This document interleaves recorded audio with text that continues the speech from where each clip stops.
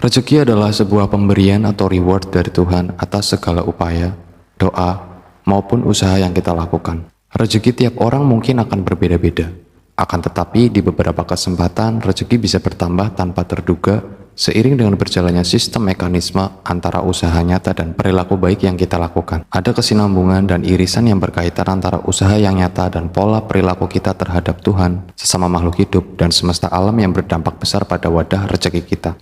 Dan inilah beberapa hal yang bisa membuat rezeki seseorang menjadi lebih berlimpah ruah. Hal pertama adalah, buatlah kedua orang tuamu bahagia dan muliakanlah mereka. Tidak diragukan lagi bahwa power dari restu orang tua atau keterbukaan hati orang tua menjadi jalur atau akses awal kita menuju keberlimpahan. Ini bukan omong kosong semata. Banyak keajaiban terjadi atas restu dan doa dari orang tua kita. Maka dari itu, mulai buatlah senyum-senyum kecil merekah dari bibir orang tua kita dengan cara membahagiakan mereka. Tidak harus membahagiakan dengan hal-hal mewah. Cukup menjadi pribadi yang taat dan menurut saja, pasti orang tua kita sudah bahagia. Simpelnya begitu. Tapi kalau kalian memiliki keinginan untuk memberikan sesuatu yang lebih dan kalian merasa mampu, maka berikanlah. Lalu muliakanlah mereka. Berikanlah pelayanan terbaik untuk orang tua kita. Berikan pula rasa hormat yang tinggi untuk mereka. Jangan pernah sekalipun membuat hati mereka terluka. Dan jika memang masih belum bisa membahagiakan mereka, setidaknya jangan buat mereka khawatir, pun itu sudah lebih dari cukup. Jagalah kehormatan orang tua kita selayaknya kita menjaga kehormatan diri kita sendiri. Hal kedua yang berpengaruh terhadap rezeki kita adalah ketika kita bisa memberi makan kepada hewan-hewan liar. Dalam dunia ini, makhluk hidup selain manusia ada juga penghuni lainnya seperti tumbuhan, hewan, dan lain-lain. Mereka juga bagian terpenting dari alam semesta ini. Maka sisihkanlah sedikit rezekimu untuk sekedar memberi makan pada kucing atau anjing dan hewan-hewan lainnya. Dengan kita berbagi dengan mereka, maka sinkronisasi kita terhadap alam semesta makin erat. Sebagai hadiahnya, alam semesta dan Tuhan akan memberikan rezeki lebih yang tidak kita duga-duga. Dan yang pasti, berikanlah mereka makanan dengan rasa yang tulus dan penuh kasih sayang. Hal terpenting nomor 3 adalah niatkan bekerja untuk beribadah. Sebagian besar orang mungkin kesulitan dalam mencari pekerjaan. Namun tidak sedikit pula yang sudah memiliki pekerjaan namun selalu mengeluh akan pekerjaan yang dimilikinya. Niatkanlah bekerja sebagai ibadah. Bekerjalah dengan hati yang tulus dan ikhlas. Apapun pekerjaan yang kita punya, syukurilah. Selalu libatkan hati dalam setiap pekerjaan yang kita lakukan. Dan lakukan pekerjaanmu sepenuh hati, maka alam raya akan mendeteksi sinyal hatimu. Dan efeknya akan ada banyak rezeki bermunculan tanpa disangka-sangka. Hal nomor 4 adalah perbanyak rasa syukur. Rasa syukur adalah wujud apresiasi kita pada Tuhan atas apa yang sudah kita dapatkan darinya. Namun terkadang banyak orang lupa untuk bersyukur atas apa yang sudah diraihnya. Kecenderungan untuk tidak bersyukur membawa manusia menjadi pribadi yang arogan dan angkuh tanpa mereka sadari. Kekuatan dari rasa syukur itu bukan main-main. Efeknya sangat luar biasa bagi mereka yang melakukannya. Kekuatan rasa syukur itu akan tersampaikan pada alam semesta dan Tuhan. Dengan begitu, kita terbaca sebagai makhluk yang berkelimpahan.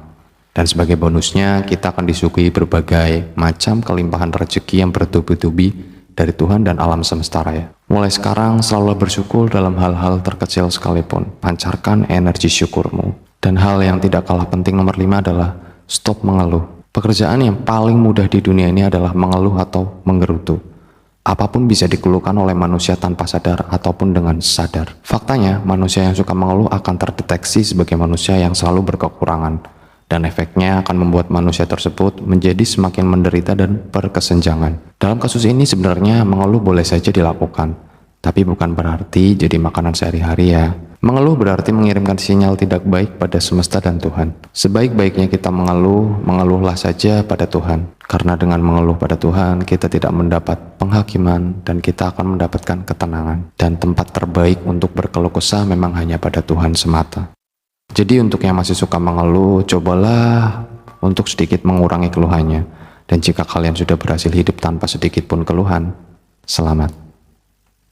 Hal nomor 6 yang tak kalah pentingnya adalah kencangkan ibadahmu. Ibadahmu adalah cerminanmu. Simpanlah ibadahmu rapat-rapat seperti kamu menyembunyikan aibmu sendiri. Kutipan tersebut menunjukkan bahwa ibadah adalah cerminan kualitasmu sebagai seorang hambanya. Orang yang jauh dengan Tuhannya cenderung merasa gersang, kering, dan bahkan hampa dalam hidupnya. Jika memang sudah terasa gersang, maka ambillah air wudhu dan beribadahlah. Berdoa padanya lebih sering dan memintalah lebih banyak padanya, seiring dengan banyaknya ibadah yang kamu lakukan. Yakinlah Allah akan mewujudkan apapun doamu dan yakinlah Allah akan selalu mengiringi setiap langkah-langkah kecilmu. Kualitas ibadahmu ini tanpa sadar akan membawa ketenangan hati dan menggiring rezeki masuk ke dalam hidupmu. Karena rezeki atau uang suka dengan orang-orang yang tenang. Dan hal nomor 7 adalah perbanyaklah dalam berbagi. Mungkin kurang baik jika mengatakan kalau dalam bersedekah saja kalian masih berpikir. Pakailah konsep berbagi. Sekecil apapun nominalnya, selama kita ikhlas dan tidak berharap kembali, maka akan ada rasa yang diterima oleh alam semesta dan Tuhan.